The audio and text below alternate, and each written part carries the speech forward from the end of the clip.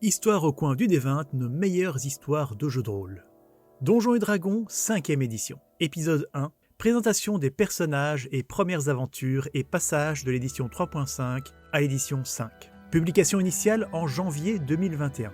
Avec une musique d'intro et d'outro par Maxime Lenoz. Bonjour ou bonsoir si vous êtes à table. Comment vous allez ? Pas bien, hein. Non, Ça chie pour l'instant, hein. Personne va bien. Moi j'ai envie d'aller chez le coiffeur, je peux pas. Non, moi non Mais plus. heureusement, on peut continuer à faire... Ah mais non, on peut pas continuer à faire des jeux de rôle. Oh, c'est vrai. Si, plus ou moins. Ah, par Internet. Mais grâce à Internet. On va encore en parler. On va encore en dire du mal, je pense. Non. On va en dire du bien parce qu'on est content, parce qu'on est la zone geek. Et on est là pour vous apporter une bonne dose de vitamine X. Avant de venir au sujet lui-même, je veux juste deux petits remerciements. Je remercie... À la Pédieu, je me qui est souviens... une très bonne bière. Attends, juste avant les bières, je ne sais plus exactement le nom de la personne qui m'a envoyé ça, mais un espèce de petite présentation d'un futur jeu de rôle qui s'appelle 27C, où tous les joueurs jouent un seul personnage qui se multiplie, et donc chaque joueur joue une version du même personnage. C'est extraordinaire. Et ce personnage s'appelle 27C.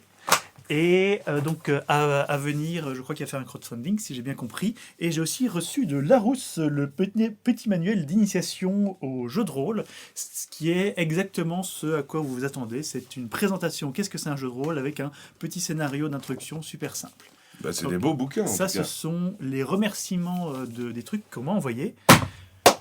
Et Dit-il en les balançant par terre comme si c'était des crosses de chien. Non, Bravo Gilus. vraiment merci beaucoup. Tiens, t'as gagné ta bière, mais de peu. Hein. Et donc, Pédieu, Alors, la Pédieu, oui, c'est la bière du jour. Une bière très forte, si je me souviens bien, 10 degrés. c'est toi qui l'as amené. Oui, J'espère que ça va pas péter dans tous les sens. on va finir complètement sous. Ça a l'air d'aller. Parce que j'ai déjà des mauvaises surprises. Tu m'as déjà vu. J'avais acheté des Goliaths. Mhm. Et tu m'as vu quelques fois en jeu de rôle m'enfouir avec la Goliath qui... Oui, Elle... je t'ai déjà vu t'enfouir. Les gens dans les commentaires vont encore dire qu'on met des ou partout. Hein. Tu dois dire t'enfuir. Et pas Donjon t'enfouir. et Dragons, 5e édition. Poil au fion. Le retour de Donjons et Dragons, mais plus dans la même édition, cette fois dans la 5e édition. Eh bien, on repart sur des bonnes bases, niveau 7. Exactement. Qu'en dites-vous ?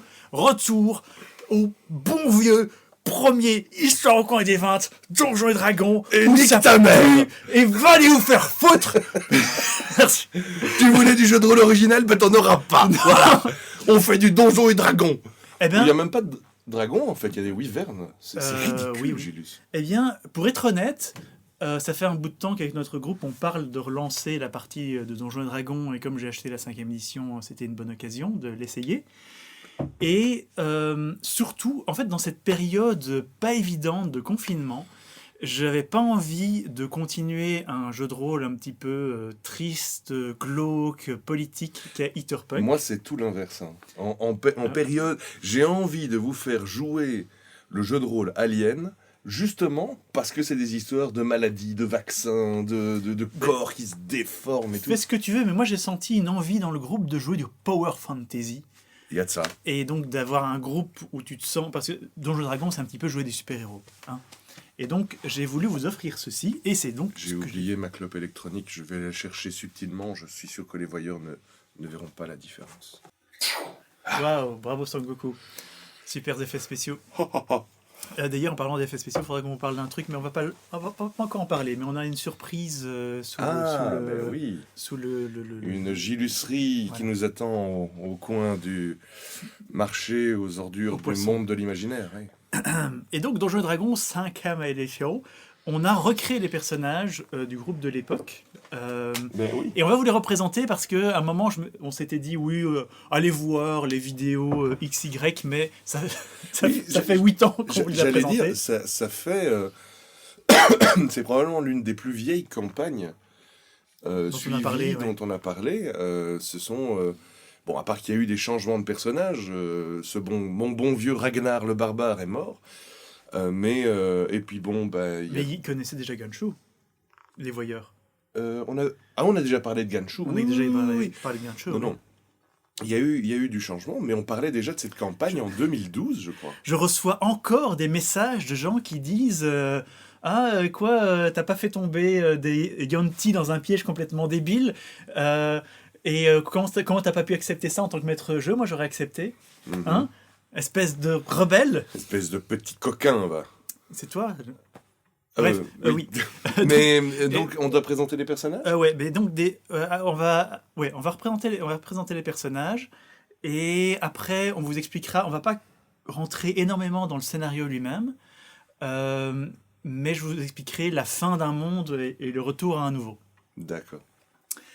Et je suis ultra perturbé par la tête de Mr Bean là en bas où il a pas de nez. Oui. C'est bref, normal, on dirait un Pac-Man. Mr Bean, Rowan Atkinson n'a pas de nez, en vrai. Il n'a pas de nez. Bon, bref. On commence par quel personnage? C'est toi le joueur, vas-y, décide. Ah bah alors j'ai commencé par mon personnage. Connaissez-vous Ganshu? Touyou. Un moine forgelier. Parce que oui, ça existe, les moines forgeliers. À l'époque, quand Ragnar le barbare est mort dans des circonstances bien tristes, Ragnar s'est fait manger la cervelle par un flageoleur mental qui lui a croqué sa pauvre cervelle, qui n'était pas très nourrissante, il n'avait pas beaucoup d'intelligence. Exact. Je me suis dit, je vais jouer le personnage le plus absurde que je puisse imaginer. Et donc, il y avait des forgeliers, c'est-à-dire des créatures qui sont faites... Comment dirais-je? Ce sont pas des humains, ce sont des créatures dont la chair est en végétal. Ce sont des espèces d'hommes-arbres à la Groot, mais en plus, ils ont une peau en métal. Ils ont un peu une gueule d'armure mouvante, d'armure vivante, mais en fait, leur corps est plutôt végétal, et c'est toujours été une race un petit peu... entre deux. Est-ce que ce sont des purs humanoïdes? Est-ce que ce sont un petit peu des constructs? Et ninini, nanana. La 5e édition a dit, ok, on s'en fout maintenant, ce sont des humanoïdes, voilà. Et c'est tout. Et donc, je voulais non seulement une race un peu zarbi, et puis je voulais aussi une classe un peu zarbi que j'avais jamais joué. Donc j'ai choisi moine, et me voilà avec un forgelier moine. Et je pense savoir quand même créer un personnage qui est pas mal intéressant. Oui. Il a plus de personnalité que beaucoup d'autres personnages du groupe. C'est-à-dire que, d'un point de vue purement règle, quelque chose que je ne m'étais pas rendu compte, dont je ne m'étais pas rendu compte quand j'ai créé ce personnage, c'est que le moine est un personnage dans Donjons et Dragons qui n'est pas du tout à la merci de son équipement, comme peuvent l'être d'autres classes. Ça vous a bien aidé, vous a bien aidé plusieurs fois dans le scénario actuel. Ouais. Tu te bats à main nue et tes poings sont considérés comme des armes magiques. Oh my god, c'est trop bon. T'as pas vraiment besoin tu peux pas porter d'armure. Et de toute façon, étant un forgelier, j'ai déjà une armure naturelle. J'adore ce bon vieux Ganshu. J'ai eu des doutes à un moment sur le Ganshu. À un moment, je me suis même dit que j'allais peut-être faire autre chose. Un bon gros paladin avec des grosses moustaches qui veut brûler tout le monde sur le bûcher aurait été pas mal, mais non, me voilà avec un expert en arts martiaux, disciple de l'école de la patate du forain. Est-ce que tu te souviens la voix de moine que tu suis? C'est pas la paume lumineuse. C'est l'école de la paume ouverte. La paume ouverte. Mais j'appelle ça l'école de la patate de forain. C'est celle-là qui te permet que à chaque fois que tu frappes quelqu'un, il tombe, il est projeté, des machins comme ça. On va vous raconter un petit peu la combo qu'ils ont créé. C'est pas toujours facile en tant que maître de jeu. Non, mais franchement, parce que quand tu as relancé ce Donjons et Dragons, enfin quand tu as lancé la 5e édition, je me suis dit tiens, tant qu'à refaire mon personnage, essayons de le rendre un peu plus velu. Et j'étais sur internet et j'ai fait une recherche, la classe moine dans Donjons et Dragons 5e édition. Les premiers trucs sur lesquels je suis tombé, c'était le moine est-il vraiment la pire classe de Donjons et Dragons? Je me suis dit crotte. Tout le monde va toujours dire ça. De toute façon, on s'en fout un petit peu. On n'est pas des min-maxeurs non plus. Sauf Gigi. Sauf Gigi. Mais donc voilà. Et donc je suis assez content de mon bon vieux Ganshu qui a changé d'alignement pour la peine. T'étais pas loyal neutre déjà avant? Avant, je crois que j'étais chaotique bon avec Ganshu. Il est beaucoup plus loyal neutre. Et maintenant, je suis totalement loyal neutre, à savoir... c'est pas un personnage... Le loyal neutre n'est pas un personnage très sympa, dans le fond. Moi j'aime bien, mais c'est un petit peu l'alignement des inquisiteurs. Oui, c'est ça. C'est ok, je me fous de... Amonator, Je me fous de Bélis, savoir pourquoi vous avez fait ça, si c'était pour le bien ou pour le mal. On va respecter la loi. On va aller voir ce que dit la loi et on va faire comme ça. c'est ça, ouais. Et donc, oui, ça me donne plein d'occasions de faire de mon moine un personnage qui a l'air un peu, euh, comment dirais-je, détaché du bien et du mal. Et parfois un peu froid. Et justement, avec le forgelier, ça va bien, parce qu'il n'est pas humain lui-même, il a un peu cette apparence de robot. Enfin bref, je suis très content de mon petit Gonshu. Mais Ouais. qui va nous... Et puis ça rentre bien dans la campagne, on va en parler après. Ah bah voilà. Bah, écoutez, on a parlé de Gigi. Gigi, lui, il reprend son Tokotepec. Tuko Tepek, donc qui vient d'une culture un peu amérindienne, comme ça, un petit peu un casse-tech, truc bidule. Un casse-tech. Un casse-tech. C'est En un vrai. castar, casse-tech. C'est un castar, c'est dans un casse-tech. Et dans l'édition oui, voilà, dans la 3.5, il était multiclassé guerrier psioniste. Psychopathe, ouais. Et je lui ai dit, je veux plus de multiclassé. Je trouve que avec les voies que tu peux te choisir, tu peux déjà un petit peu, entre guillemets, te multiclasser. Et donc, il a décidé de faire un pur psioniste. Et vous allez me dire, oui, mais la classe psioniste n'existe pas dans la 5e édition. Eh Eh bien, ben non, petit faisant. il y a un bouquin non officiel, mais très très bien fait, sur les psionistes qui est sorti, en anglais uniquement, qui s'appelle, je ne sais plus, La voix du psioniste, vous cherchez psionique... La voix du tricheur. Voilà. Et bouquin très bien foutu, relativement équilibré. Moi, je le trouve un petit peu trop bourrin. Gigi le trouve un petit peu pas assez bourrin. Au final, c'est plutôt bien équilibré. Et donc, lui, en fait, sa grande spécialité d'avant, c'était vraiment les pouvoirs de téléportation. Mais avec les nouvelles règles, il n'a pas vraiment accès à ces pouvoirs comme il le faudrait. Donc, pour le moment, il est plus en pur dégâts. Mhm. Et il a ça en commun. Voilà, vous êtes vraiment, on va présenter ça, le groupe de Glass Cannon, comme on disait. Le groupe de Glass Cannon. Vous êtes oui, un groupe c'est qui a vraiment pas ça. de tank, qui a pas de gros guerriers ou ce genre de choses. Mais par contre, vous faites des dégâts de malade. Bah écoute, Avec pas beaucoup de points de vie, par contre. Personne n'a beaucoup de points de vie. on le sait, et c'est à toi. Si j'étais maître de jeu, moi justement, à un moment, je mettrais un grand méchant qui joue là-dessus. Alors, un truc, c'est que vous n'avez jamais vraiment combattu de personnages intelligents qui pouvaient un petit peu gérer. Ok, je vais attaquer le magicien Absolument. dans le dos et des trucs comme Parce ça. que Quand ils font face à des trolls, ben, ils attaquent et les trolls sont butés. dans ce groupe, le seul qui se rapproche plus ou moins d'un guerrier, c'est moi. Et Florian. Et Florian, dont on parlera tout à l'heure. Et toi, t'as pas de point de vue. Moi, le truc, c'est que le soir où j'ai recréé mon personnage, Gilus me dit bah écoute, soit tu lances les dés pour savoir combien de points de vie tu as, ou alors je te mets la moyenne.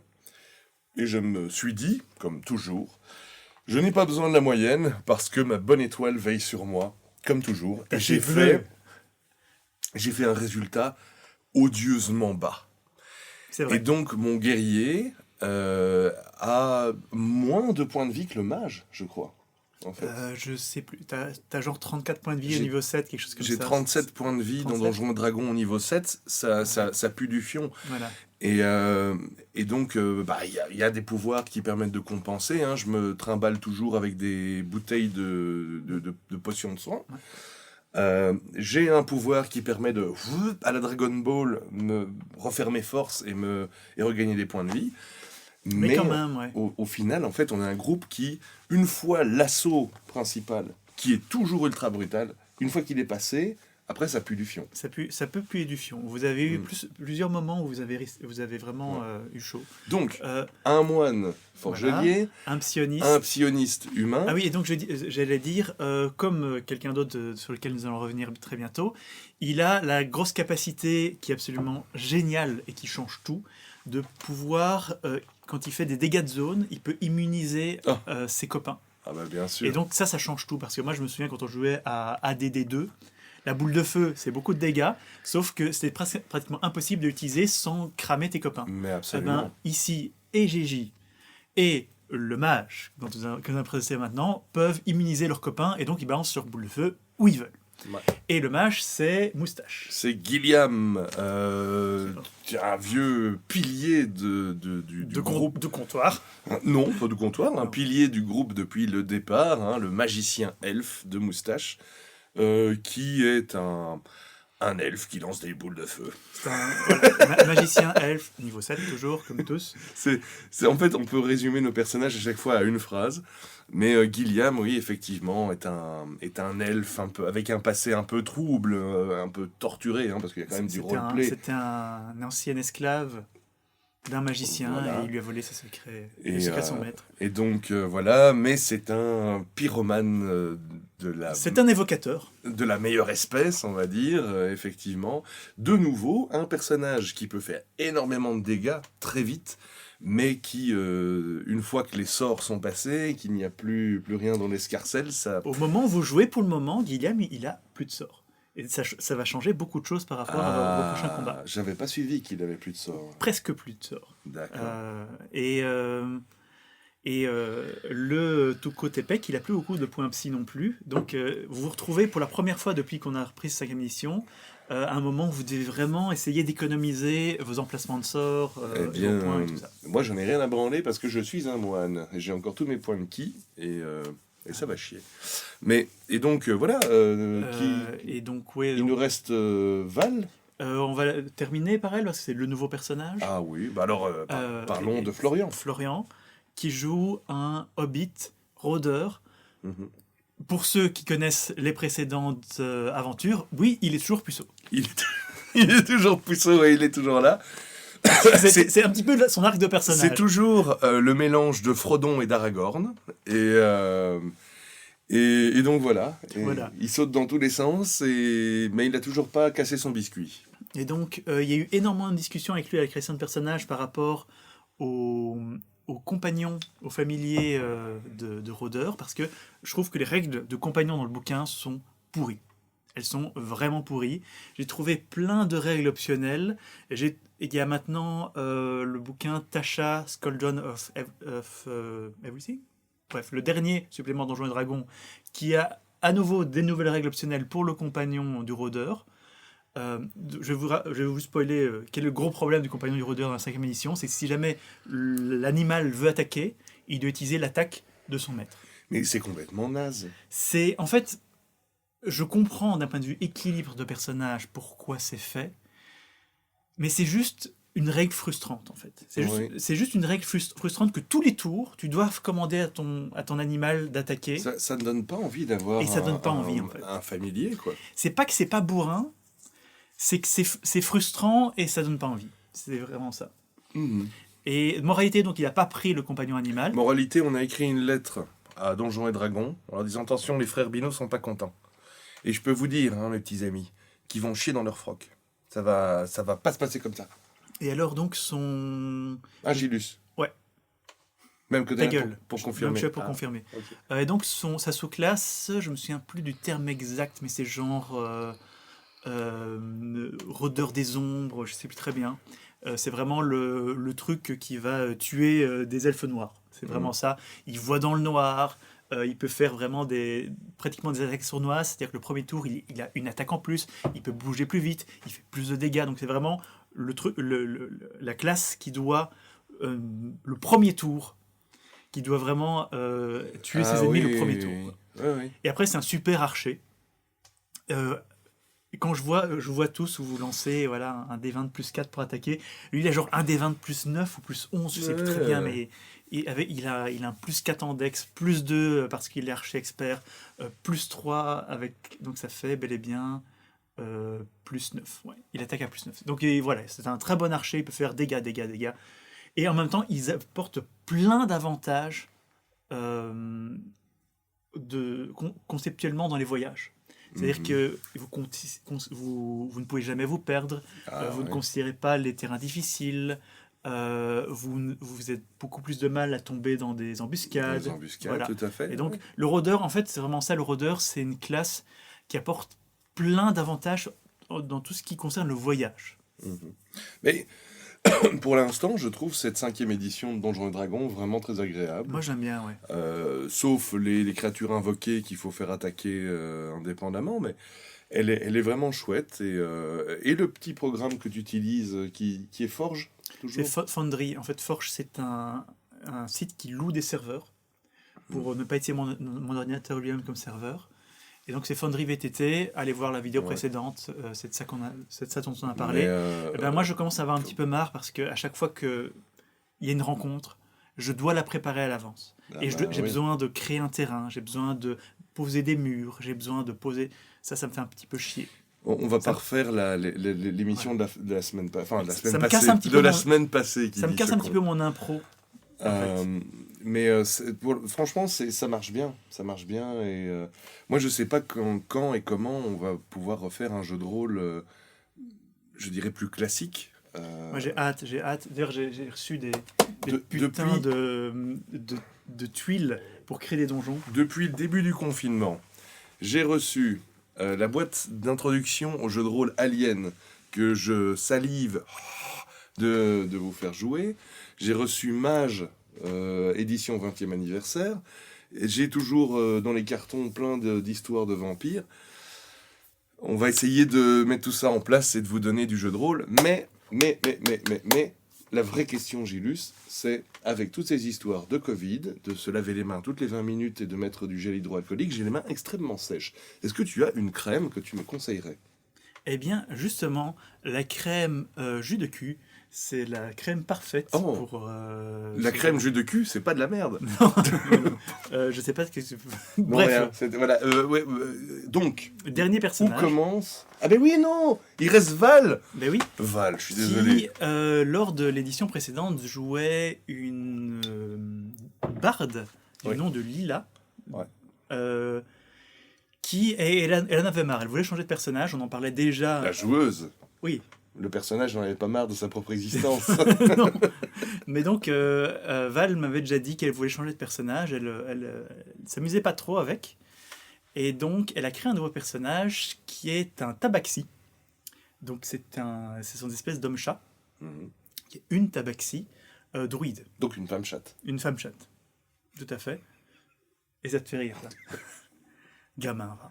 Oui. Et donc, elle joue une tabaxi druide spécialisée dans le cercle, je sais plus comment, mais donc qui est spécialisée dans les transformations animales. Et tout ça est bien pratique, parce que on n'a jamais eu de prêtre dans ce groupe. Si, il me semble que Petite Flo, à l'époque, jouait une prêtresse... elle jouait une prêtresse, c'est vrai. Gnome, je crois. Tout à fait, il y a longtemps. Absolument. Non, parce qu'il y a ça vous manque un prêtre dans ce groupe. Je suis désolé, dans Donjons et Dragons, il y a la Sainte Trinité, quoi. C'est le guerrier, le prêtre et le magos. Avec ça, tu peux faire tout ce que tu veux. Mais là, de nouveau, tout le monde a fait des personnages complètement débiles, qui riment à rien, comme un putain de forgelier moine. Mais d'où est-ce que ça sort, cette connerie ? Et donc, on avait bien besoin de quelqu'un qui sait lancer des sorts de soins. Et au-delà des sorts de soins, notre chère druidesse peut en plus invoquer des animaux géants. Le druide est une classe très intéressante et très bourrine. Le druide a toujours été une classe bourrine. Parce que, comme le clerc, tu as accès à toute la liste de sorts. Tu peux te transformer en animal, tu peux soigner, tu peux invoquer. Enfin, tu as des très bons sorts et des très bons pouvoirs. Avec le druide, tu peux invoquer un élan géant. Déjà, un élan, c'est grand, mais alors un élan géant, qui a des bonus quand il piétine quelqu'un qui est à terre. Et avec mon perso, voilà, à chaque fois que j'envoie des patates de forain... Merci Gigi. Je peux... il a bien raison, c'est normal. À chaque fois que j'envoie mes patates de forain, mes patates de seillard, je peux forcer l'adversaire à faire des tests pour pas qu'il tombe par terre. Et une fois qu'il est par terre, il se fait écrabouiller, mais comme une putain de crotte de chien. Donc, on a tué pas des dragons, mais des wyverns, comme ça. Oui. Sous les sabots d'un putain d'élan géant. Et un sylvanin mort-vivant. Exactement. En réalité, voilà, ça c'est leur truc. C'est leur truc. C'est lui, il met les ennemis à terre. Et puis après, et le Psyker et la druidesse invoquent des élans géants qui font des dégâts absolument monstrueux contre les ennemis qui sont au sol. Ouais. Et ça, c'est leur grosse combo. Et c'est très efficace. Et ça a été... et je ne sais pas très bien quoi leur mettre en face. Une fois que c'est fini, le monstre, c'est de la purée par terre, tu vois. C'est comme à la fin de Gremlins 2, quand les soldats arrivent, on glisse dans ce qui reste du monstre. Et donc voilà. Mais que l'aventure commence, comment as-tu relancé tout ça, mon cher Gilles ? Eh bien, donc, le monde auquel je faisais jouer à l'époque s'appelait Hyperborée. J'avais fait toute une belle carte. Ouais. Et, une belle carte. Une belle carte. Avec un bon bain dans une bonne auberge. Voilà. Et donc, ça a fini par beaucoup tourner autour d'une ville géante qui s'appelait Héraclie, qui était une espèce de Rome. Et honnêtement, quand j'ai pensé à relancer Donjons & Dragons, je me suis dit, Héraclie, je n'ai plus envie, ça me casse les couilles. Et je me suis dit, mais j'ai tous ces suppléments, j'ai tous ces scénarios, et ça tourne toujours un petit peu autour de Royaumes oubliés. Ok, au fond, Hyperborée, c'est un faux Royaumes oubliés. Donc autant les amener directement dans les Royaumes oubliés, encore que c'est une version perso. Et donc nous avons commencé par la destruction de mon monde. J'ai recommencé exactement au moment où vous étiez arrêté, c'est-à-dire que vous aviez été téléporté un moment dans l'espèce de truc Inca, où vous aviez rencontré le personnage de Gigi, où vous aviez tué des Yanti. Et donc vous étiez revenu à Héraclie, et le gros suspense à la fin, c'était que la tombe de Ragnar le barbare s'était fait violer, oui, ils ont violé sa tombe. C'est une histoire qui n'aura jamais de dénouement. Probablement pas. Ouais. Et donc, c'était le truc, forcément, j'avais des idées de Ragnar le barbare mort-vivant, des trucs comme ça. Vous avez recommencé à ce moment-là, vous étiez en vue d'Héraclie, et le monde s'est détruit. Ouais. Le monde, c'est littéralement... Raconte-moi comment tu l'as vécu. Qu'est-ce que tu as vu ? Raconte ta version des choses aux gens. Alors, ma version des choses, c'est que donc Gilus nous fait style « Oh oui, alors bon, il y a un mec qui vous dit « Oh, vous retournez vers Héraclie ? On y va !» Et je me disais, mais il me semble que Gilus avait dit qu'il allait un peu rebooter son univers. Et donc, ça s'est fait littéralement, à savoir que on est sur la route, et puis à un moment, la Terre se fend en deux, on se retrouve sur des îlots de terre, tu vois, et tout le monde est en mode « What the fuck ? What the fuck ?» Et puis tu nous expliques que le monde collapse complètement. Ouais, voilà, se détruit. Et donc vous descendez, et j'aime beaucoup cette comparaison, je vous ai dit, vous tombez en dessous, comme un glitch dans un jeu vidéo, où vous voyez le monde au-dessus de vous qui est en train de se détruire. Effectivement. Et vous vous retrouvez dans les limbes. Et donc on est dans un espèce de tunnel qui nous amène vers une autre dimension, puisque notre monde a été détruit. Et au moment où vous êtes un petit peu dans le néant... Et pendant qu'on est dans le néant, d'ailleurs, le personnage de Moustache, l'elfe mage, pète un câble et tue notre barde d'un sort en disant traîtresse ou je ne sais plus trop quoi. Parce que donc l'idée c'était on avait tellement parlé de Donjons et Dragons dans nos vidéos Histoire au coin des 20 qu'on avait spoilé beaucoup de choses que j'avais mis en place. L'une d'entre elles étant que le personnage de Gilliam était dominé par un flageur mental. Et il y avait aussi une histoire qu'il y avait un grand méchant qui s'appelait le Chaisier qui devait... Et j'avais mis en place un personnage qui allait être tué par le Chaisier, qui était votre... Tu m'as raconté. Voilà. Ça, et donc, je voulais repartir à zéro. Donc, tout ce que j'avais mis en place, je l'ai annulé. Et donc, j'explique à Moustache que son personnage, Gilliam, quand il est déconnecté de la domination de son maître, il lui fait péter les plombs, ses yeux deviennent noirs, et il balance un éclair sur Lila et la tue. Et vous réveillez dans Foundry, donc l'espèce de programme, dans un petit rond, dans un puits. Un petit rond où vous ne voyez rien. Oui, tout à fait. Et donc nous sommes téléportés dans un nouvel univers que nous ne connaissons pas, et nous sommes au fond d'un puits. Et donc ça commence... J'ai bien aimé... En fait, c'est ça qui est beau, c'est la simplicité de ce départ. Vous êtes dans un puits qui fait 8-10 mètres de profondeur. Comment vous montez ? Et vous entendez des cris. Et on entend des cris. Il y a de la baston en haut. Et donc... Alors, Il y a des personnages qui sont complètement perdus. Ah oui, et on n'a plus d'équipement. Vous êtes nus. Vous êtes complètement nus. Vous êtes à moitié point de vie parce que vous avez été flagellé par les vents de magie.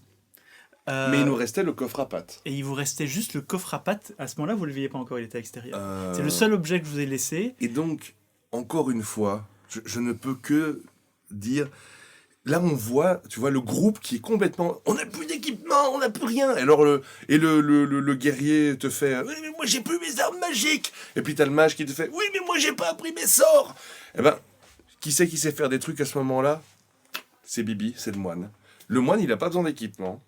J'avais tous mes points de ki, et donc, en plus, t'as plein... T'avais moitié de points de ki, mais ça te suffisait, quoi. T'as blindé en dextérité, donc hop, je grimpe, je sors...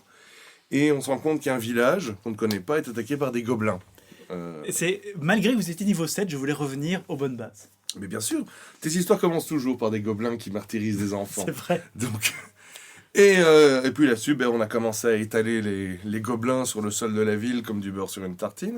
Eh bien, honnêtement, j'ai cru que j'avais mis pas mal de gobelins. Il y en avait 25, je crois. Voilà, et donc je pense, j'ai cru qu'avec vos moitiés points de vie, vous auriez un petit peu de mal. Ah ben, ça n'a pas du tout été le cas. Non, du tout. Vous les avez massacrés très facilement. Et donc, tout le monde a réussi à sortir du puits, on a tué les gobelins, le maire de la ville nous a fait « Oh, merci de nous avoir sauvés, aventuriers !» Et puis, du coup, on se rend compte qu'on... Alors, et puis, le maire de la ville nous fait « Mais vous venez d'où comment ça se fait que vous étiez dans notre puits ?» Et puis, on n'a aucune explication à donner, forcément. Ouais.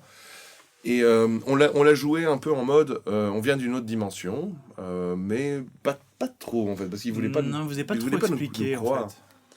Vous n'avez pas trop expliqué. Vous disiez que vous veniez de loin et qu'il y avait une histoire magique. On venait loin du sud. Oui, on lui a dit qu'on venait très très loin du sud. Ah oui, les terres de. Ce qu'ils ne savent pas à ce moment-là, c'est que donc ils sont dans un petit village aux alentours de Neverwinter.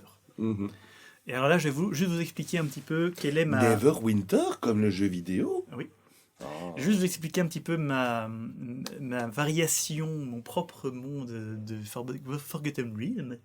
C'est que j'ai toujours été assez intrigué et j'ai toujours beaucoup aimé le côté un petit peu magico-punk de... c'est pas pour rien que j'ai créé un jeu de rôle qui s'appelle Hitterpunk.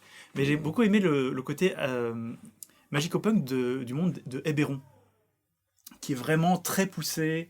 Je connais pas Eberron. C'est un autre un truc parallèle de Forgotten Realm, où c'est vraiment c'est du steampunk, mais dans le monde de Donjons et Dragons.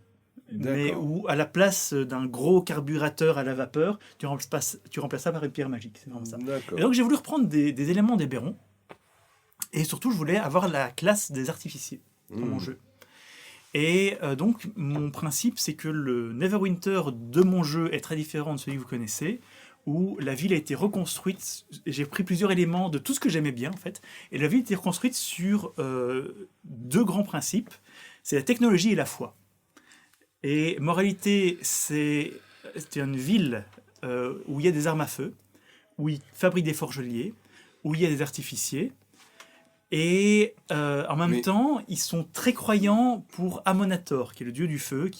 Et en fait, ils sont tellement croyants qu'ils interdisent un petit peu les autres religions. Du coup, si moi, maintenant, demain, je me paye le supplément Neverwinter, c'est pas ça n'a rien à voir. Ça n'a rien à voir de ce que tu me fais jouer. Parce que j'ai pas joué au jeu vidéo Neverwinter Night. Donc je sais pas du tout. Je me suis dit, il a été pioché cet univers-là. Alors, l'un des principes de Neverwinter, c'est que quelques années avant qu'on est censé jouer à la 5e édition, il y a eu un tremblement de terre et la ville s'est un petit peu fissurée en deux. Au début, dans le bouquin de la Côte des Épées, ils disent « Oui, mais on a bouché ça avec de la magie ». Et donc moi, en fait, j'ai simplement dit « Non, il y a toujours un énorme trou où ils minent du soufre. » Et donc il y a toute une partie de la ville qui pue le soufre, qui est vraiment la partie de la ville dégueulasse, mais grâce à ça ils font des armes à feu et ils utilisent ça pour évidemment tous leurs trucs. Elle est très bien ta version de Neverwinter, Julius. Et voilà, et j'ai fait plusieurs quartiers, et donc nous avons la technologie, la foi et la gastronomie. On va en reparler. Ah oui. Et donc on sauve la ville des gobelins, on se fait un peu alpaguer par des mousquetaires qui nous disent ouais, vous êtes qui Voilà, et il y a des mousquetaires. Et le jour de la mort de Sean Connery, tu nous as mis un mousquetaire qui avait la gueule de Sean Connery. Extraordinaire, Gilus. Voilà, c'était là, je te tape sur le dos avec tout le respect que tu mérites. Merci. Qui avait la gueule de Sean Connery dans Highlander. Et donc, du coup, je sais plus exactement. Alors, je savais que vous adoriez votre bâtiment dans Héraclée, qui était un bordel. Mm-hmm. Et donc, je me suis dit, ok, je vais vous donner un gros pitch pour que vous ayez à nouveau votre bâtiment, que vous allez pouvoir forger un petit peu comme vous voulez. En plus, j'ai des suppléments pour avoir des règles particulières par rapport à ce genre de choses. Et donc, il y a un noble local qui vous dit ah oui, mais vous savez, quand on voyage... Je peux pas vous payer en argent, mais je peux vous payer avec un bâtiment qui m'appartient dans la capitale. Évidemment. Bien sûr, quelle bonne idée. C'est une bonne occasion de vous envoyer à Neverwinter comme ça. Absolument. Et donc, je vous dis, voilà, je peux vous donner un ancien bâtiment qui est un petit peu vétuste, à condition que vous débarrassiez, quand je viens à Amazon de campagne environ, il y a les sœurs Banshee, qui tuent des gens. Il y a des fantômes dans la forêt. Voilà. Donc il y a deux sœurs elfes incestueuses Banshee. Je les ai appelées les sœurs blanches, voilà, simplement. Oh. Et donc je me dis, ok, 2 Banshee, je me demande s'ils vont crever face à 2 Banshee. En soi, c'était un des combats les plus intéressants. Le combat a été rapide. De nouveau, le combat a été rapide, mais il a été très mortel. Hein. C'était intéressant parce que c'était 2 groupes à nouveau, pas très résistants, mais avec plein de pouvoir. Oui. Parce que, donc, forcément, vous acceptez, à nouveau, vous n'avez aucun équipement. Tout ce qui vous reste, c'est donc le bagage, comme dans Discworld. C'était donc à la place de leur avoir donné l'éternel sac sans fond de Donjons et Dragons, je leur ai donné le bagage de Discworld. Et donc c'est un coffre à pattes qui les suit, qui est un sac sans fond. Et il vous restait quelques potions de soins et le fameux parchemin, pas parchemin porno, parchemin magique, qui est une lance en fait. C'est juste un rouleau de parchemin vide, et quand on utilise le mot magique, il s'enroule et il devient une lance. Ouais. Et donc c'est un parchemin, c'est une lance magique camouflée. Voilà. Et il y a aussi l'épée de Minoc. Et je vais laisser l'épée de Minoc, oui. Je suis l'épée de Minoc. Parce que j'avais fait un set d'objets magiques. Et si les voyeurs veulent savoir ce qu'est l'épée de Minoc, parce que c'est la première émission qu'ils regardent, il faut qu'ils regardent quelle autre émission. On sait plus. Les premières sont dans Donjons et Dragons. Bref, l'épée de Minoc est une épée... Et je vais laisser les cartes de Minoc aussi. Est une épée enchantée qui n'a pas beaucoup de pouvoir, à part qu'elle parle et elle gueule. Et elle détecte les autres objets de Minoc. Et elle détecte les autres objets de Minoc. C'est un set. Et je vais laisser un autre objet du set aussi. Ce sont les cartes de Minoc qui sont des cartes à jouer. Qui permettent de tricher. Qui permettent de gagner à tous les coups. Ouais. Mais quand tu utilises, tu as une addiction. Et tu ne peux pas t'empêcher d'arrêter de jouer jusqu'à ce qu'on te traite de sale tricheur. Bref, attends, on en était où? Le combat contre les 2 Banshees, il a été relativement rapide, si je ne me trompe pas. Première chose, la Banshee, il y en a une qui crie. Il y a toi et Gigi, on est à terre, on est à côté. En fait, le truc, c'est pas compliqué.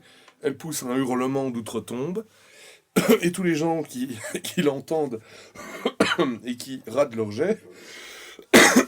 Excusez-moi, c'est parler de Banshee, ça me... on perd tous nos points de vie, on est à terre. Et là, on se dit, ah, fuck. Et là, heureusement qu'il y a eu Val, accessoire de soins, qui a pu nous... Le petit Touko, il a été extrêmement proche de mourir. Il a été à un jet de sauvegarde contre la mort de mourir. Ben oui. Parce qu'il s'était mis dans un arbre, et donc il entend le cri de la Banshee, il tombe. Donc déjà... Ses premiers jets de sauvegarde contre la mort ratés, automatique, parce qu'il s'est pris des dégâts en tombant. Et il a fallu que Val charge vers lui et lui fasse un soin. Ouais. Quant à moi, j'étais pas bien. J'ai bu une potion à ce moment-là, et puis j'ai fait le Ghost Puncher. Jusqu'à ce que le truc disparaisse. Vous avez eu de la chance dans le sens où j'ai l'impression que vous n'avez pas très attention, mais vous avez tué en premier la Banshee qui n'avait pas encore crié. Sinon, il y avait un deuxième cri qui arrivait. J'avais pas du tout capté. Je savais pas qu'elles avaient comme ça des pouvoirs à usage unique. tu vois. Tu pouvais un peu T'as le cri, t'as peur quand tu les vois, t'avais pas mal de choses comme ça. Et à côté de ça, il y avait, vous aviez une base. Gilliam, son sort préféré, à part les boules de feu et les éclairs, c'est... le bivouac. Voilà, la petite hutte. Et donc, ce qui est vraiment un très bon sort pour les magiciens, parce que c'est un rituel, donc il peut l'utiliser même s'il ne l'a pas préparé et sans utiliser pleinement de sort. Et donc il peut se faire un bivouac où personne ne peut rentrer à moins qu'il y ait une dissipation de la magie, et où vous pouvez faire un repos long, comme ça. Mais c'est un sort absolument génial. Oui, je crois qu'on est tout blanc là. Parce que non, parce que moi je vois l'image et on n'est pas... Mais c'est vrai que j'ai craché pas mal de fumée. Non, le bivouac du mage, c'est génial. Elle est vraiment J'aimerais bien avoir ce sort-là, tu vois, pour ma vraie vie, là, maintenant, tu vois. T'es bourré, tu sors du café, t'es à Bruxelles, il n'y a plus de Uber, ni rien. Et ben tu fais « à la cachoum !» et tu fais un bivouac, et personne ne peut rentrer dedans. Tu vois, même les autres clochards, ils peuvent pisser dessus, à la rigueur. Mais waouh, ce serait bien cool. Voilà, très bon sort. Et donc lui, il était caché là-dedans. Donc ça le protégeait contre les cris de la banshee et tout ça. Mais donc, oui, le combat s'est plutôt bien passé. Vous les avez eus. Oui. À ce moment-là, je ne sais pas encore très bien gérer les niveaux de difficulté des monstres. Parce que vous êtes un groupe de 5, ils sont notés pour un groupe de 4. J'avais baissé un petit peu ça en me disant que vous n'avez pas d'équipement. Et donc c'est un petit peu difficile à gérer, surtout par rapport à vous. C'est compliqué, ça va devenir de plus en plus compliqué avec le temps. Surtout par rapport à vous, parce qu'à nouveau, quand vous êtes full, vous avez tous vos sorts, tous vos points psy, tous vos points de ki, tous vos points de vie, vous êtes monstrueux. Mais par contre, si vous faites 3 combats d'affilée, le 3e combat, vous êtes un petit peu de la merde. Oui. Bah, sauf moi. Moi, je fais la même chose plus ou moins tout le temps. Et puis, je suis super économe avec mes points de ki. Hein. Alors, après avoir obtenu votre maison à Neverwinter, oui. Vous traversez la forêt parce que, comme vous avez un rôdeur, eh bien, vous ignorez les terrains difficiles. Donc, on s'en fout de prendre les chemins. Vous tracez vers Neverwinter. Vous rencontrez un troll qui marchait dans la forêt et qui traînait derrière lui un elfe tout empaqueté avec un sac de pommes aussi. Donc, ça, c'était une rencontre que je leur ai fait. Le troll... Il était fort, il était beau. Et c'était un troll de chaos. Troll du chaos. Il a tenu un tour. Donc, le troll, ils l'ont tué en un tour.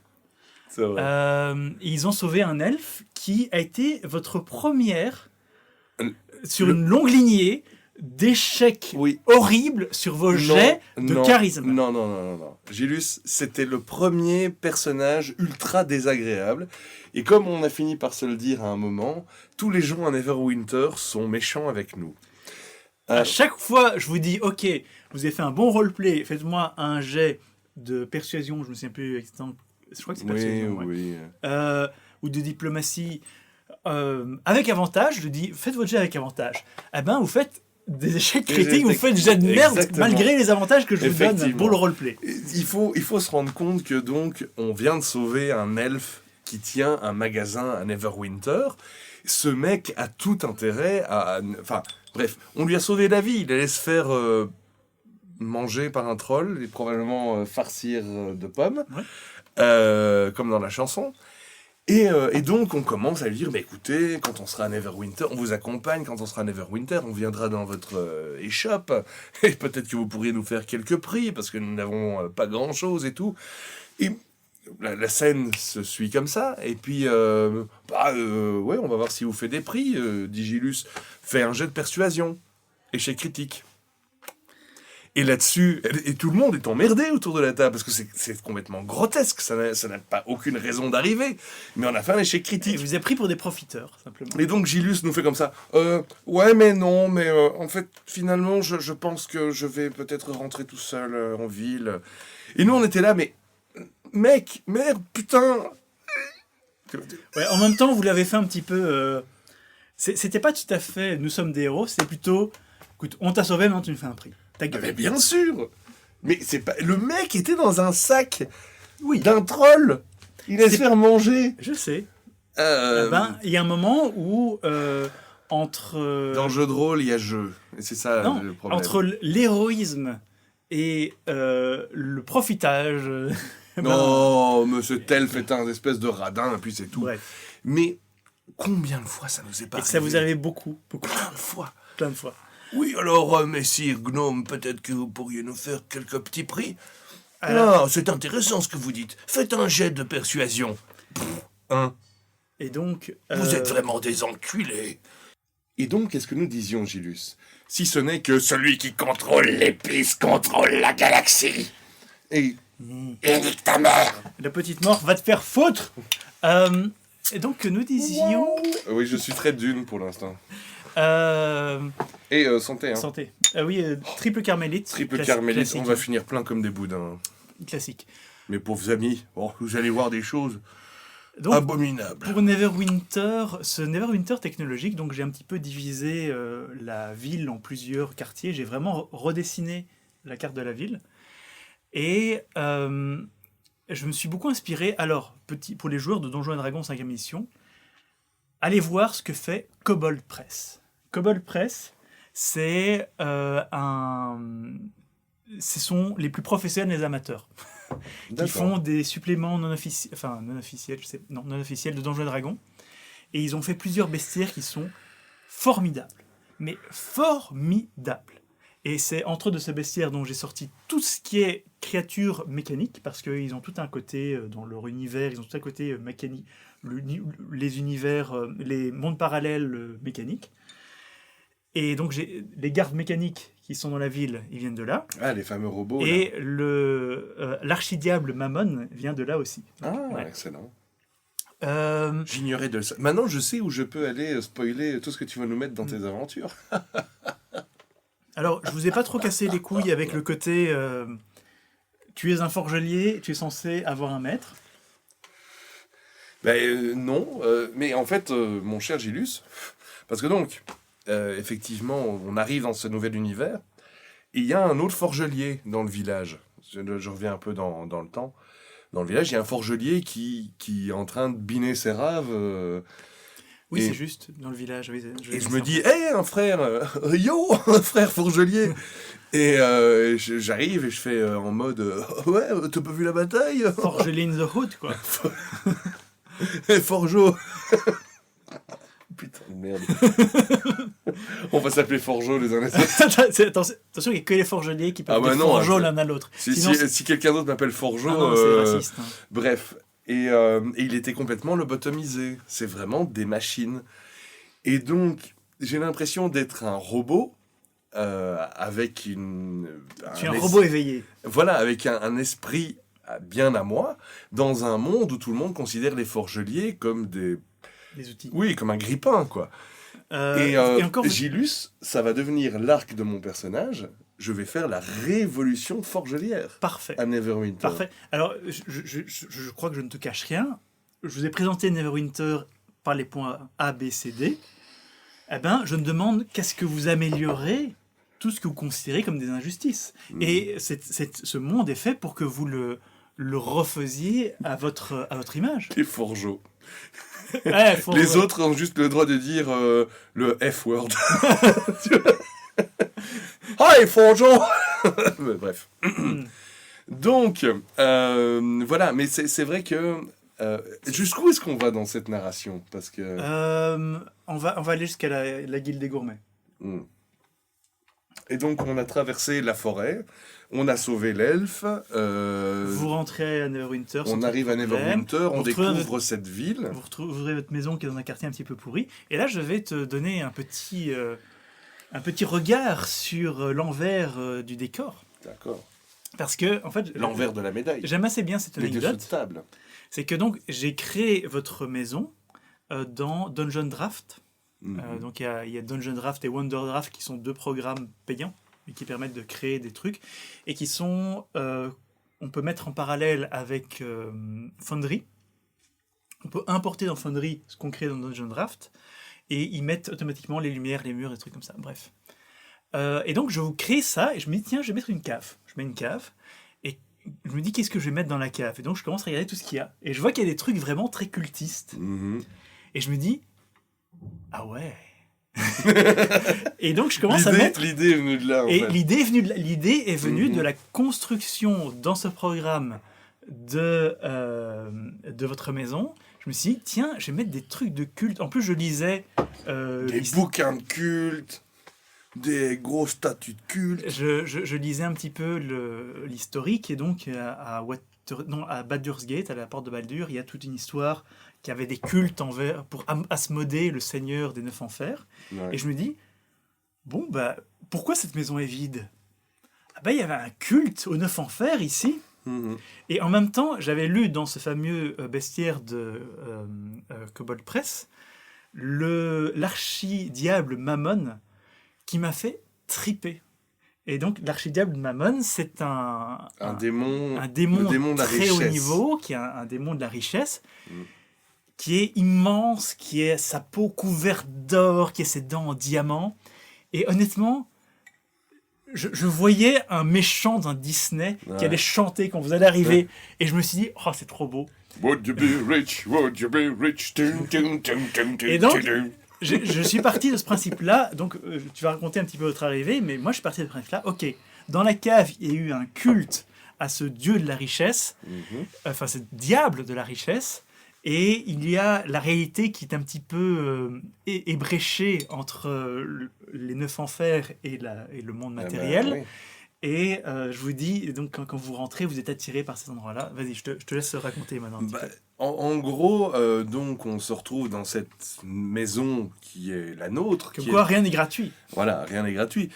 Cette maison qui nous a été donnée en tant que remerciement pour avoir sauvé le village. On se rend compte que c'est une ruine. Le village s'appelait Hillcol. Le village de Hillcol. Et surtout, on arrive là et on... J'allais dire, quand on passe la porte, on commence déjà à mettre en place le bar, le bordel, comme des bons aventuriers de Donjons et Dragons. Et puis on arrive à la cave. Et là, il y a une grosse statue malsaine qui est à moitié renversée. Et puis, t'avais mis un message qu'on a immédiatement réussi à déchiffrer. Oui. Mais en gros, on se rend compte que des cultistes vouaient un culte à un démon abominable qui va... Un diable, c'est très important dans Donjons et Dragons de différencier les diables et les démons. C'est-à-dire qu'il y a Mammon qui est un diable, ça on le sait. Diable, mais la dimension des enfers, c'est la dimension des diables, qui sont loyaux mauvais, alors que les démons, c'est des grosses brutes sans cervelle qui sont chaotiques mauvaises. J'allais dire l'autre, le seigneur des 9 enfers. Moi je ne sais pas si c'est un démon ou un diable. C'est un diable. Mais bref, Asmodée. Et on se rend compte que les cultistes, et qu'on a encore... Asmodée c'est un dieu en fait. On a hérité d'un bien... assez pourri parce que les cultistes ont fait un pacte et dans quelques mois un portail va s'ouvrir et le diable va choper les âmes qui sont là. Au moment où vous jouez, vous ne savez toujours pas si vous allez être de retour à temps. Ah c'est ça. Et donc est-ce que ce sera nous? Est-ce que ce sera nos voisins? Est-ce qu'on va nous en tenir rigueur parce que c'est notre maison? Et en plus c'est une ville très religieuse, à la limite inquisitoriale. Absolument. Et donc, parce que la ville est à un seul dieu, qui est Amonator, qui est le dieu du feu, loyal neutre, et je le joue inquisiteur. Oh, c'est tellement chiant, un dieu du feu. Tu peux pas avoir un dieu... Le soleil, en fait, plutôt soleil, en fait. Ouais, c'est les pires, quoi. Bref. Et donc, là-dessus, il faut quand même qu'on parte à l'aventure, parce qu'on n'a pas de sous. Et donc, on fait... Vous n'avez pas de thunes. On nous dit, si vous voulez trouver du travail, il faut aller à la guilde des gourmets. Et ce qui s'est passé, c'est qu'on sort de la maison. J'aime bien. Et on va à la guilde des gourmets. Et puis, tout le monde doit faire un jet de sagesse. Moi, je lance mon dé sans aucun problème. J'ai 17 en sagesse. Et je fais un échec de merde. Et Gilus me dit, il y a un truc, t'as envie de retourner dans la cave. Et là, je me dis, ah, fuck. Et donc je retourne dans la cave, en mode attendez, j'ai vu un truc. Et j'ai l'impression d'apercevoir de l'or à travers les briques. En fait, ce qui se passe, c'est qu'il y a une espèce de fissure à travers les dimensions. Et il y a Val, qui joue une druidesse, qui se dit je me transforme en cafard, ou je sais plus, en gecko. Et je vais aller voir ce qui se passe dans la fissure. Et je vous demande tous de faire un jet de sauvegarde de sagesse. Et ceux qui réussissent, donc ceux qui ratent, je dis ok, vous êtes emportés. Ceux qui réussissent, je leur dis, vous allez être emportés dans une illusion, vous avez le choix, vous pouvez y aller ou pas. Et moi j'ai dit non. Je sais plus qui d'autre a dit non. Et donc il y a quelques-uns qui ont été emportés dans une négociation avec un diable qui vous a dit, vous avez besoin d'argent ? Mais voilà, c'est ça. Et j'ai vraiment voulu la jouer. En fait, la scène que j'ai en tête, mais il fait déborder sa bière, celui-là. Ok. Bon, pendant qu'il est puni et qu'il nettoie, je vais raconter la suite. Et donc, voilà, la scène que j'ai en tête à ce moment-là, c'est la scène du crabe géant qui adore l'or dans Moana. Vaiana. Moana, Vaiana, comme vous voulez. Je l'ai jamais vu ce Disney. Moi, je l'aime beaucoup. Ah d'accord. Et donc, il y a une espèce de démon crabe souterrain qui adore l'or. Et j'étais à deux doigts de vous chanter, mais bon, je ne l'ai pas fait. Et en gros, je voulais jouer truc avec vous avez besoin d'argent, eh bien, il n'y a pas de problème. Sous l'océan. Et alors, vous n'êtes jamais rentré dans le trip de Mavod. Alors. Et je ne vais pas en dire plus, mais ce n'est pas aussi simple que la façon dont vous l'avez pris. Vous l'avez pris, ok, c'est un pacte avec le diable, je ne vais jamais faire ça. Eh ben, ça peut se négocier, mais en réalité, vous n'avez jamais voulu. J'ai un truc à dire. Vas-y. Moi, quand tu as dit c'est une illusion, vous pouvez décider d'y rentrer ou pas, je me suis dit je ne veux pas y aller. Mais j'étais sous le coup du fait que j'avais raté déjà un jet de sagesse. Et je me suis dit, et alors directement, Val a dit oui, je pense que Moustache a dit oui. Et je me suis dit, s'ils veulent y aller, qu'ils y aillent. Si moi j'avais été là, à ce moment-là, j'aurais passé le pacte. Parce qu'ils n'avaient pas d'argent, Mammon leur a proposé de la thune. J'aurais passé le pacte, pourquoi ? Parce que déjà à ce moment-là, je me disais, je vais fonder un dojo où je vais apprendre aux forgeliers à faire des arts martiaux et pour leur ouvrir l'esprit et les rendre plus libres. Et juste au nom du fun et de la couillasserie, j'aurais accepté le deal du démon. D'accord. Mais ça n'a pas été le cas. Le diable. Non, les démons, ils sont trop méchants. Mais donc voilà. Ça y est, c'est pas fini. Parce que, donc, vous savez, d'après un document que vous avez trouvé sur place, qu'il va y avoir quelque chose qui va se passer 13 mois plus tard. Ouais. Que le rituel a été fait, mais la question, c'est que vous ne savez pas encore si... Parce que là, vous êtes dans un donjon, vous ne savez pas encore s'il est rentré à temps pour régler le problème. Mais on verra. On est les rois de la négociation, quoi. Mais en réalité, vous refaites un petit peu votre équipement et vous allez à la guilde des gourmets. Des gourmets ? Non, Gilles, la guilde des gourmets. Et la guilde des gourmets... C'est des mangeurs de monstres. C'est Top Chef de la version Donjons et Dragons. C'est Top Chef. c'est La... The fucking wyvern is fucking raw. C'est des mecs qui mangent des steaks de dragon à tous les repas. Exactement. Et donc, qui sont ultra riches et qui payent des aventuriers pour aller leur chercher de la viande de dragon, de wyvern, de blob, un rein de géant, parce que c'est super bon le rein de géant. Et donc beaucoup de mondes médiéval fantastiques ont ces espèces de guildes extrêmement clichés. C'est « Ah oui, nous avons une mission de 50 pièces d'or pour aller tuer des gobelins. » Et donc, moi, je me suis dit « Mais va te faire foutre, putain de cliché. Je vais mettre cette guilde qui mange des monstres. » Et donc, ils payent des gens pour aller chasser des monstres. Et vous retrouvez... Donc, la première chose qui se passe, c'est que vous arrivez là. Oui. Et il y a un petit problème. Il y a un problème de fromage. C'est qu'un magicien gourmet a invoqué, sans le faire exprès, des élémentaires de fromage. Des élémentaires de fromage. Des des élémentaires de fucking... Des élémentales. Des putains d'élémentaires de fromage. Et donc, on se retrouve dans la cuisine. Ça, c'est un truc non officiel que j'ai trouvé. Vous tapez Elemental of Cheese, je sais pas... Enfin, voilà. Vous allez trouver les caractéristiques. Et j'ai vu ce truc, je me suis dit, je dois l'utiliser. C'est parfait. Et donc, on se retrouve dans la cuisine de la guilde des gourmets avec deux putains de... des énormes escargots comme ça, en fromage, avec une grosse casserole sur le dos qui sont en train de tout dévaster. Vous les levez facilement, comme toujours. Encore une fois, c'est vrai qu'on les a butés relativement facilement. Mais on est très très efficace. Un truc qui est très utile et qui marche très bien, c'est que la plupart des sorts de Gigi en tant que Psyker, ça demande des jets de sauvegarde d'intelligence. Eh ben, étonnamment, les monstres, en général, n'ont pas une bonne intelligence. Bah, ça, on verra quand on sera de nouveau face à des élitides. Ah, ça, c'est autre chose. Hein. Bon. Mais... Il y a de ça. Quand tu commences un combat, tu dois savoir quel jet... Moi, avec mes pouvoirs d'arts martiaux, je peux leur faire un jet de sauvegarde de dextérité, de force ou de constite. Et je me dis, ok, ça a l'air...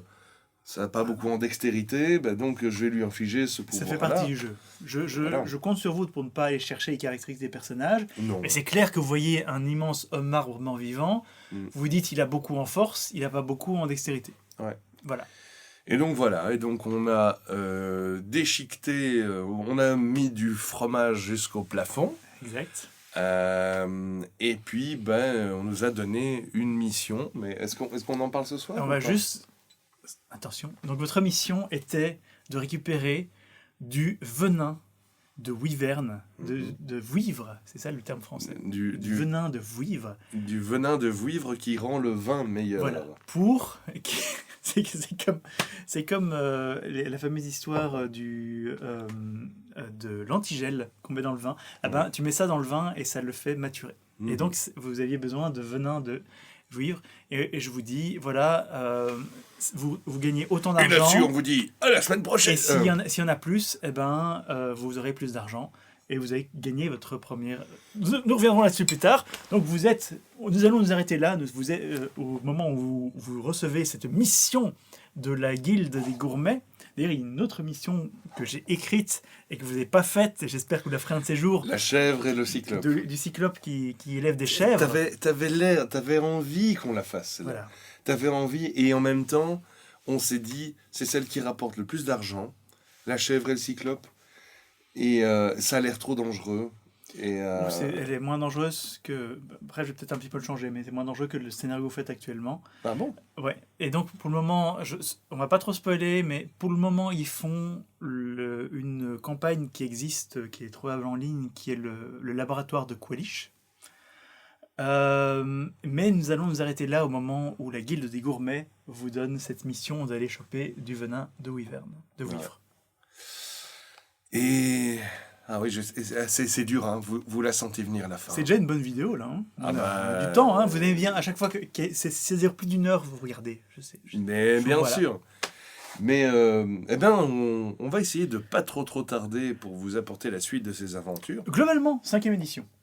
Globalement, 5e édition, j'aime bien. J'aime beaucoup. Moi, j'aime bien. Beaucoup plus simple. J'ai pas l'impression d'avoir une fiche de personnage qui ressemble à un truc pour remplir ses impôts. C'est pas toujours évident. Je vois, il y a certains joueurs qui ont du mal, mais c'est normal, je les balance niveau 7 dans la 5e édition. Et il y a des choses qui sont pas flagrantes. Regarde les deux fiches entre la 4e et la 5e édition. La 3.5. On joue avant. Entre la 3.5 et la 5, il y a une fiche qui est quand même nettement plus aérée, qui est beaucoup plus simple, plus facile. Les pouvoirs sont mieux gérés. Enfin, moi, je trouve que cette simplification est vraiment bien. Moi, je l'aime bien. Et le genre de choses qui me déplaisait quand je l'ai lu, mais qui me plaît quand je le joue, c'est genre, quand tu dors, tu récupères tous tes points de vie. C'est pas logique, mais ça fait que les groupes ne sont pas obligés d'avoir un putain de prêtre. Parce que dans le 3.5, il y a de ça. Tu dors, tu récupères quelques points de vie. Eh ben, si t'as pas de prêtre, le matin, t'es pas en forme et c'est la merde. Moi, je suis contre ça. Moi, je suis un pro-prêtre. Je te jure, je suis un pro-prêtre. Mais pour moi, tout groupe doit pouvoir être valide. Non. Ça me fait penser... Tu dois faire un groupe où ce sont que des bardes, ça doit être valide. Ça me fait penser à Guild Wars 2 et au fait qu'à un moment, le prêtre, dans Guild Wars 2... Dans Guild Wars 2, les prêtres ne servent à rien parce que tout le monde, chaque classe a un pouvoir de soin. Et je suis désolé, je suis un vieux puriste. Pour moi, c'est la Sainte Trinité. Le guerrier, le mage, le prêtre. Tout groupe doit être viable, et je trouve que la 5e édition rend ça très bien. Non! J'en ai assez que les gens aient trop de liberté. Eh ben, t'as qu'à jouer un paladin au lieu d'un moine. Quoi, tu peux pas soigner avec ton moine? Si, mais j'ai un pouvoir qui me soigne moi. Mais tu peux pas soigner les autres? Peut-être plus tard, non? Ah, ça, je sais pas, j'ai pas vu les autres pouvoirs qu'ils ont. Mais je sais me soigner moi, et ça me fait penser justement à ce système où tout le monde a son petit sort de soin. Ça fait que c'est pas bien, c'est mal. Ça dit, Lupercal. J'en ai assez que ces gens aient tous de liberté. Le rôdeur peut soigner aussi. Ah, nein! Je veux des groupes traditionnels des années 80. J'emmerde les groupes traditionnels, et si vous voulez faire un groupe avec que des... c'est quoi les warlocks maintenant? C'est les sorciers en fait. Les warlocks, c'est les sorciers, je crois. C'est un truc où je me perds un petit peu dans Donjons & Dragons, c'est que tu as les enchanteurs, les magiciens, les wizards, les enchanteurs, les warlocks. Et je sais qu'ils ont chacun leur particularité, mais c'est quand même un petit peu... Ça se regroupe un petit peu. Et donc, il y a des moments où je me dis, est-ce que ça devrait pas être une seule classe, tout ça? Les meilleurs, c'est les warlocks.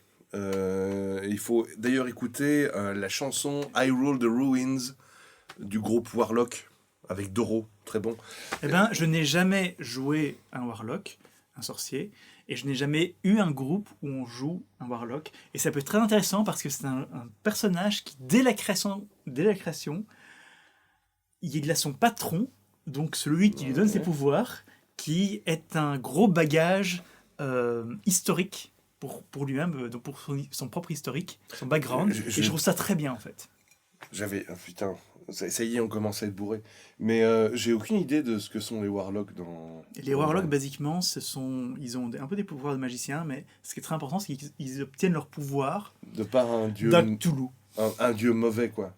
Pas forcément, en fait. Tu peux venir tes pouvoirs d'une fée, d'un céleste. Ça doit être un petit peu neutre, et ça doit être un petit peu une forme d'esclavagisme. Et donc ils ont beaucoup de pouvoirs, ils ont assez direct. Paf, je fais des dégâts. Paf, j'ai une épée. Et donc ils ont des espèces de... Paf, j'invoque un chien. Ils ont des espèces d'invocations comme ça. Paf, je fais bouillir de l'eau. Paf, je réchauffe mes spaghettis. Voilà. Et bien voilà. Et écoutez, on va rester là et on fera la suite. Parce qu'on commence à être bourré. Mais la suite va arriver bientôt. Et voilà, mon cher Julius. Dernier mot à rajouter? Là, on a plus à raconter. On n'a toujours pas fait Rêve de Dragon. Eh ben non. Même si on a plus à raconter sur l'univers que sur les parties. Mais Rêve de Dragon, c'est trop violent. Les voyeurs vont avoir peur. Non. Alors, il faudrait qu'on raconte le Rêve de Dragon version Rick et Morty. ça peut être sympa. Mais donc, non, franchement, c'est quand même un plaisir, Donjons & Dragons. Là, j'ai vraiment envie de jouer. Donjons & Dragons est un plaisir et doit le rester. J'ai vraiment envie de jouer autour d'une table. C'est frustrant pour moi. Tout à fait. Mais je sais, Gilles, je sais. Mais c'est quand même du plaisir. Et c'est un power fantasy. Donc c'est vraiment le côté, t'es un super-héros médiéval. Et c'est pas mal. Eh bien, on clôt l'épisode ? C'est parti. Eh bien, c'était Norgueul et Julius, et je vous dis, rentrez chez vous. Rentrez chez vous. Qu'est-ce que vous faites là ? Votre mère a fait des crêpes, hein ? Ah non, c'est pas comme moi, ça qu'on j'adore les crêpes.